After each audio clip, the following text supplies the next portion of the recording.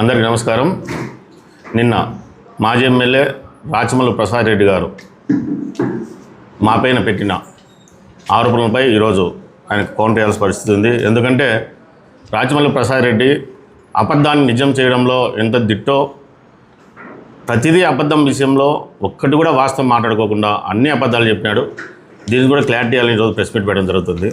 వాస్తవంగా గతంలో YCP government ఉన్నప్పుడు, మేము 5 సంవత్సరాలు రాజకీయం చేసినప్పుడు మా ఆర్థిక పరిస్థితులు బాగాలేక రాజకీయాల కోసము మా ఆస్తులు కూడా అమ్మేసి, మా ఆస్తులు కూడా కుదవబెట్టి రాజకీయం చేసినాం. ఇప్పుడు 2 ఏళ్ళు అధికారం వచ్చినా కానీ మేము డబ్బులు సంపాదించడానికి ఎక్కడ కూడా మేము ప్రయత్నం చేయలే. మా అప్పులు ఉన్నా కానీ, మా ఆర్థిక సమస్యలు ఎట్లున్నా కానీ, గతంలో చేసిన అప్పులను కూడా ఇప్పటికి కూడా నిజాయితీగా నీతిగా డబ్బులు తీసుకునేందుకు కొడతానే ఉన్నాం ఈఎంఐ రూపంలో. ఈ సబ్జెక్ట్ గురించి కూడా చెప్పాలంటే నేను 2024 సంవత్సరంలో నా ప్రాపర్టీని మార్టిగేజ్ చేసి లోన్ తీసుకోవడం జరిగింది వాస్తవం. ఆ లోన్ తీసుకున్నప్పుడు నాకు డిఎం అయినటువంటి బాబా ప్రకృతి మధ్య జరిగిన ఒప్పందం ఏమంటే, సార్ మేము లోన్ ఇవ్వాలంటే మాకు కమిషన్ కావాలా, లంచం రూపంలో మేము ఇంత డబ్బులు తీసుకుంటామని అతను డిమాండ్ చేయడం జరిగింది. సరే ఎంత తీసుకున్నాడంటే 4 లక్షలు తీసుకున్నాను. అంటే నేనేమంటాను అంటే, లంచము రూపంలో కానీ నీ కమిషన్ రూపంలో నేను ఇవ్వలేను, 4 లక్షల డబ్బులు అయితే తీసుకున్న తర్వాత 1 సంవత్సరం నేను కట్టిన తర్వాత ఆ డబ్బులు నా లోన్కు అమౌంట్ చేయంటే అతను సరేనా, నువ్వు 10 నెలలు కానీ 12 నెలలు నువ్వు కట్టు అమౌంటు, తర్వాత నేను తీసుకున్న 4 లక్షల అమౌంట్ను 3 కంతుల రూపంలో నేను కడతాను అనేసి నాతో ఒప్పందం భాగంగా నేను రెగ్యులర్గా కడతా వచ్చాను. 2024 నుంచి 2020 వరకు, అంటే 3 కంతులు 4 కంతులు బ్యాలెన్స్ పెట్టడం వాస్తవం జరిగింది. అతను 3 నెలల నుంచి మా మధ్యన జరిగే సంభాషణ కూడా, నువ్వు ఆ డబ్బులు నువ్వు కడితేనే నేను తర్వాత రెగ్యులర్ కడతానని కూడా చెప్పడం జరిగింది. అతను నాకు ఫోన్ చేయకుండా ఇంట్లో ఉన్న ఆడవాళ్ళకి ఫోన్ చేసి టార్చర్ అంటే గతంలో దానివల్ల మైక్రో ఫైనాన్స్లో ఎంతోమంది బాధితులు వాళ్ళ టార్చర్ భరించలేక, వాళ్ళ వడ్డీలు ప్రతి వడ్డీలు కట్టలేక ఎంతోమంది ఆత్మహత్యలు చేసుకునే పరిస్థితి ఉంది. కేవలము ఇక్కడ కూడా శ్రీరామ్ ఫైనాన్స్ అనే వ్యక్తి బాబు ప్రకృతి వల్ల ఎంతోమందికి లోన్లు అర్హత లేకుండా కానీ బలవంతంగా లోన్లు ఇప్పించి, స్తోమత లేని వాళ్ళ దగ్గర నుంచి డబ్బులు తీసుకొని, వాళ్ళు డబ్బులు కట్టుకుంటే వాళ్ళ ఇంటికాడికి పోయి ఇష్టం వచ్చిన రీతిలో మాట్లాడి, వాళ్ళు పలక్కోకుంటే వాళ్ళ భార్యలైనా కానీ, వాళ్ళ ఇంట్లో ఆడవాళ్ళైనా కానీ అసభ్యకరంగా మాట్లాడే పరిస్థితి ఉంది. కాబట్టి అది నా దగ్గరికి దాదాపుగా 10-12 కేసులు బాధితులు నన్ను అప్రోచ్ కావడం జరిగింది. నేను కూడా అతని బాబు అభివృద్ధిని 3-4 సార్లు కూడా గట్టిగా వార్నింగ్ ఇచ్చినాను. ఇట్లా పద్ధతి కాదు, నీదేదైనా లీగల్గా ఉంటే కోర్టులో చూసుకో, మహిళలను అసభ్యకరంగా మాట్లాడినా కానీ, నువ్వు డబ్బులు తీసుకునే అమౌంట్ బలవంతం పెట్టినా కానీ ఇది ఒప్పుకునే పరిస్థితి లేదు, ఖచ్చితంగా మేము కోర్టుకు కూడా పోలీస్ స్టేషన్ కూడా మీద కంప్లైంట్ చేస్తామని అతనికి 2 సార్లు చెప్పడం జరిగింది. ఇది మనసులో పెట్టుకొని కేవలం నేను ఫోన్ ఎత్తలేదు, నేను అంతకన్నా ముందు మా మధ్య సంభాషణలు జరిగినట్టు కూడా ఉన్నాయి, రికార్డులు కూడా నేను కూడా వినిపిస్తాను. నాకు ఫోన్ చేసి నేను ఎత్తలేదు ఉద్దేశంతో మా భార్యకు ఫోన్ చేసింది వాస్తవము, రాచమల్లు గారు వాయిస్ వినిపించింది వాస్తవము. కానీ రాచమల్లు గారు వినిపించిన వాయిస్లో ముందు మాటని ఎందుకు వినిపించలేదు? ఇప్పుడు సరే నేను తిట్టాను, నువ్వు పోయి స్టేషన్ పోయి ఎందుకు కంప్లైంట్ చేయలే? నువ్వు స్టేషన్ పోయి ఒక ఫైనాన్స్ కంపెనీలో పనిచేసే ఉద్యోగిగా నేను తిట్టానే అనుకుందాము, నువ్వు కంప్లైంట్ చేయలే పోలీస్ స్టేషన్లో? సరే నువ్వు ఎదురుండి చూసుకుందాం, ఆఫీస్లో ఉండా అని రెచ్చగొట్టే పద్ధతిలో మాట్లాడితే, నేను లోన్ ఒక బాధ్యతనిగా, నేను లోన్ తీసుకున్న ఒక వ్యక్తిగా నేను పోయి ప్రశ్నించడానికి పోయింది వాస్తవమే. గట్టిగా కూడా ప్రశ్నించే అవసరం వచ్చే ప్రశ్నిస్తా కూడా నేను. మరి నేను వచ్చిన రికార్డు చూపించారు, ఆఫీస్లోకి ఎంటర్ అయిన రికార్డు చూపించారు, ఆఫీస్ నుంచి పోయిన రికార్డు చూపించారు. మరి నువ్వు ఎన్కేసం వస్తున్న బాబా పద్మతి అనే వ్యక్తిని అతని రికార్డు ఎందుకు చూపిలే బయటికి? అతని రికార్డు ఒక ఎంప్లాయీగా ఉండి అతని చేతికి వచ్చిన వస్తువులను తీసుకొని ఇసిరేస్తున్నాడు. మరి అతని రికార్డు ఎందుకు బయట పెట్టలే? ఈ రికార్డు పెట్టినావు, నేను వాస్తవంగా ఆఫీస్ పోయింది వాస్తవమే, రికార్డులో కనపడింది, బయటకు వచ్చింది వాస్తవమే, రికార్డులో కనపడింది. ఇంకా దాంతో అంతకుమించి ఏం లేదే. దీని పెద్ద బూతు, నువ్వు ఏదో ఒక రూపంలో ఏదో ఒకటి మా టీడీపీ నాయకులు బురద జల్లాలని చూసి దీని ఒక పెద్ద ఇష్యూ, ఒక 45 నిమిషాలు ఒక స్టేట్మెంటు. నీకు ఇంకో విషయం చెప్పాలా, ఈ బాబా ప్రకృతిని గురించి నువ్వు అంత ఎన్కేసుకొచ్చి మాడుతున్నావు కదా, ఎంతోమంది బాధితులు ఉన్నారు. గత 5-6 నెలల కిందట ఒక బాధ్యుడు పాంప్లెట్ వేసినాడు అతని గురించి, నాకు లోన్ తీసుకొని నాకు ఇంత % నువ్వు లోన్ ఇస్తేనే నేను డబ్బులు ఇప్పిస్తా అని చెప్పి నువ్వు % రూపంలో డబ్బులు తీసుకునే బాబా ప్రకృతి మీద ఎన్నో కంప్లైంట్లు ఉన్నాయి. ఇదే బాబా ప్రకృతిని కడపలో పనిచేసినప్పుడు ఎందుకు దేవదూత చేయించుకున్నాడు, పూర్ణమావిలో పనిచేసినప్పుడు ఎందుకు దేవదూత చేయించుకున్నాడు, ఎర్రగొంటలోకి పోయినప్పుడు ఎందుకు దేవదూత చేసినారు? మరి ఈ బాబా ప్రకృతి నువ్వు ఎన్కేసుకొని వస్తున్నావు కదా, అతని గురించి ఒకసారి నువ్వు ఇంటెలిజెన్స్ కూడా కనుక్కో. అతని గ్రామం కొరపాడు గ్రామంలో ముస్లిమ్స్కు హిందువులకు కులాల మధ్యన మతాల మధ్యన గలాట పెట్టిన వ్యక్తి బాబా ప్రకృతిను. అతను వాళ్ళ నాయన గౌస్పీర్ అతను మీ నీ నీ నీ ఎంటమడి అనుచరుడు, నీ ఎలక్షన్లో ఎమ్మెల్యే ఎలక్షన్లో నీకు ఏజెంట్ కూర్చున్నాడు బాబు ప్రకృతిను. అంటే నీ నీ కార్యకర్తలను నీ నీ నీ వెనకాల కూర్చున్న ఏజెంట్లను నువ్వు అడ్డం పెట్టుకొని మాలాంటి నిజాయితీగా మేము లోన్ తీసుకొని నిజాయితీ కట్టే వ్యక్తులపైన బురద జల్లే ఉద్దేశంతో వాంటెడ్గా నువ్వు ఫోన్ చేయించి మహిళలతో అసభ్యంగా మాట్లాడించి ఇవన్నీ చేసి దీనిపైన మళ్ళీ ఒక ప్రెస్ మీటు, నువ్వు నీ నిజాయితీ గురించి కూడా మాట్లాడాలా. నువ్వు చెప్పే మాటలు, నువ్వు ఏం మాటలు పడినా వాయిస్ ఫర్ సేల్. నువ్వు అంత దగ్గర ఎంత డబ్బులు ఎత్తినావో తెలీదు. ఏదైనా ఒక ప్రెస్ మీట్ పెడితే నీకు డబ్బులు లేని ప్రెస్ మీట్ పెట్టవు. ఇంతవరకు కానీ నీలాగా ఒక క్రికెట్ బూకీలు మేము చేరిదీలే, మట్కాట్ చేరిదీలే, గుట్కాలు అమ్మలే, ఇసుక నమ్ముకోలే. ఎటువంటి కానీ మా ఎమ్మెల్యే వరదారెడ్డి గారు ఎమ్మెల్యే అయిన తర్వాత మా తెలుగుదేశం పార్టీ లీడర్లు కానీ ఎవరైనా కానీ దీనిలో ఎక్కడైనా చేతులు పెట్టి అన్యాయంగా సంపాదించే పద్ధతిలోకి పోలే మేము. మా బీసీ నాయకుడు ప్రశ్నిస్తే మా బీసీ నాయకుడు నందం సుబ్బయ్యని చంపేసినారు.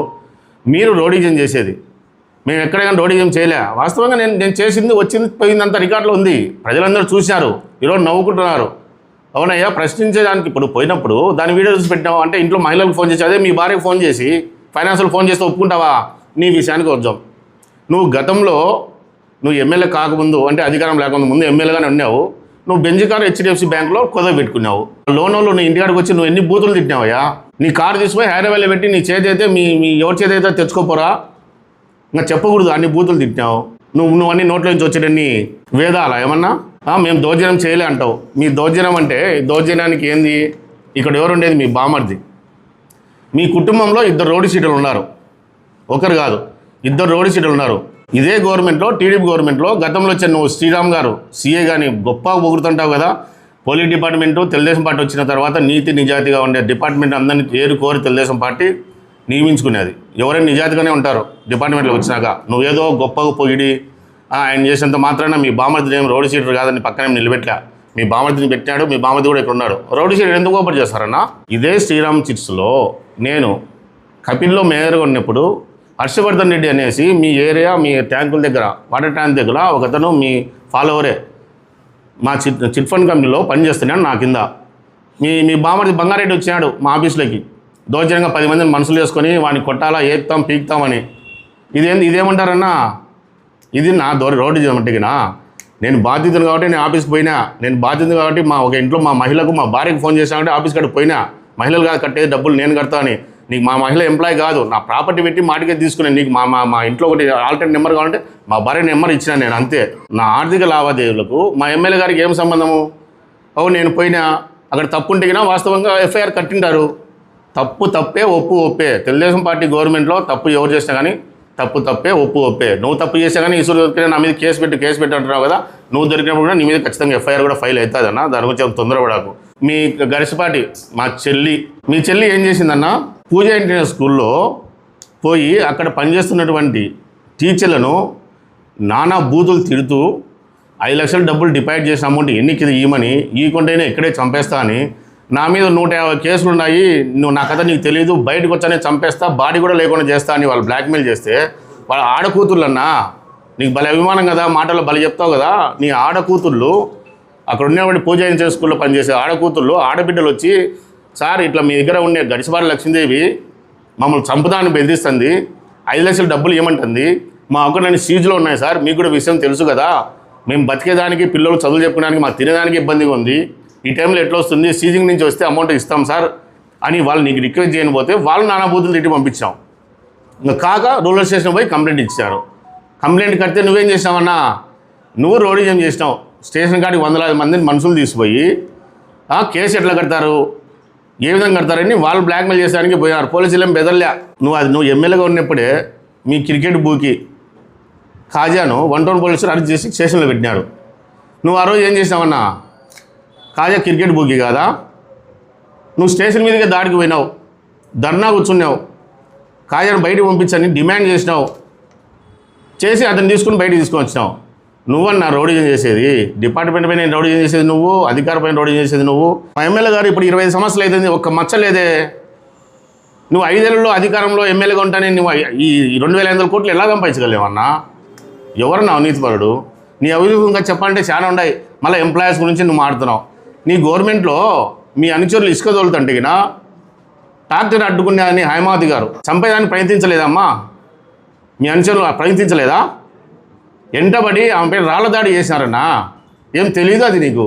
వాళ్ళు మీ అనుచరులు కాదా? నువ్వు పంపించలేదా?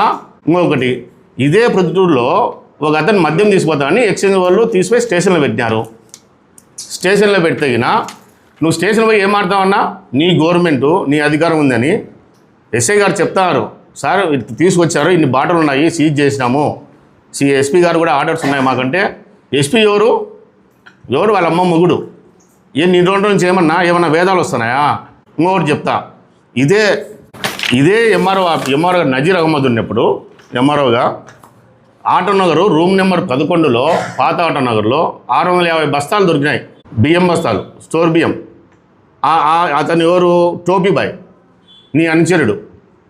650 బస్తాలు దొరుకుతున్నా ఎంఆర్ఓ గారు అడిగి సీజ్ చేస్తాను పోతే నువ్వు పోయి ఏం మాట్లాడుతున్నావు? అతన్ని మతం పేరుతో తురుకోడ ఎట్ట చేస్తావు చేయరా? ఈ సన్న బియ్యము స్టోర్ బియ్యం కాదు, నువ్వు కానీ టెస్టింగ్ పంపించుకో అని చెప్పి తిట్టి పంపించి రాత్రికి 60 మందిని కూలోళ్ళు తీసుకొని పోయి మార్కెట్లో పనిచేసే కూలోళ్ళు తీసుకొని పోయి వాళ్ళందరితో రాత్రికి బండ్లన్నీ లారీలను తెప్పించి ఎత్తి పంపించింది నువ్వు కాదన్నా.